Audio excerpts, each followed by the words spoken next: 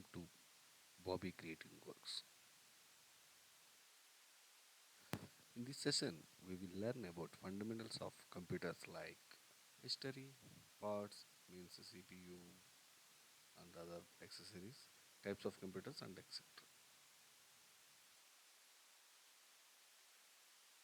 Actually, a computer is a programmable electronic machine that collects information, stores it, performs arithmetic and logical operations automatically using a set of instructions provided by the user, and then returns the result.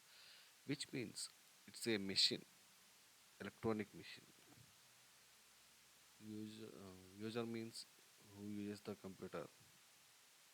He will gives an instruction and then it operates in itself.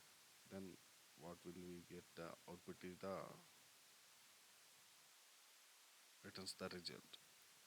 Actually, as we know, there is no abbreviation, but common. The full form of a computer is common operating machine purposely used for technological and educational research. If we study the history in 1833, the father of computers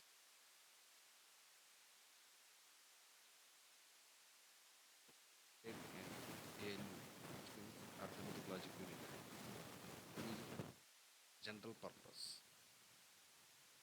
Then developed in between 1945 1955 called first generation computers, which are very large, limited to basic calculations like 1 plus 2, 3 plus 5, but used vacuum tubes, which are almost one computer is in 2 acres. The input method of these computers were machine language, known as first generation language, and physical methods using punch cards, paper tape, and magnetic tape were used to enter the data into computers. And data in 1955-65, second generation computers are started, but in that machines, transistors are used so that the computer size was reduced to in one room. The input for these computers were high level language like COBOL, Fortran, etc. In these computers, primary memory was stored in magnetic codes like magnetic tape, and data is stored in magnetic disks.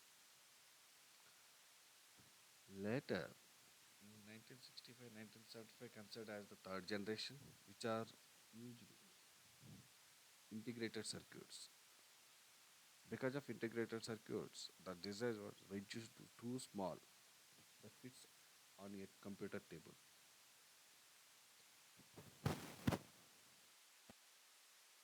For the fourth generation, we consider 1975 to 1990, which were used very large scale integrated circuits.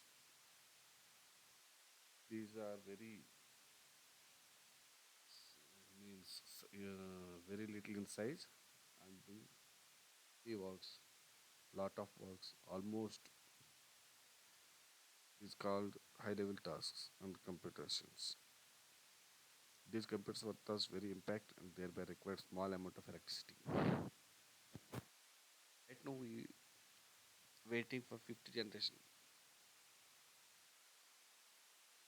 Meanwhile, between the fourth and fifth generation, many languages like C, C++, Python, Java, which are advanced languages, extremely reliable and employ ultra large scale integrated technology. If we consider the computer parts, the CPU, monitor, keyboard, mouse, and printer. Monitor like TV, we will watch the outputs. CPU, the processing unit, central processing unit, and keyboard and mouse. These are both input devices, and the printer was output device. This is the realistic image. If we talk about types of computers, supercomputers, mainframe computers, mini computers, personal computers. These are works depends upon the works. Supercomputers are designed such as that they can process huge amount of data, like processing trillions of instructions or data just in second. Mainframe computers are designed in such a way that they can support hundreds of thousands of users at the same time, which were used in banks, transactions, railway ticketing.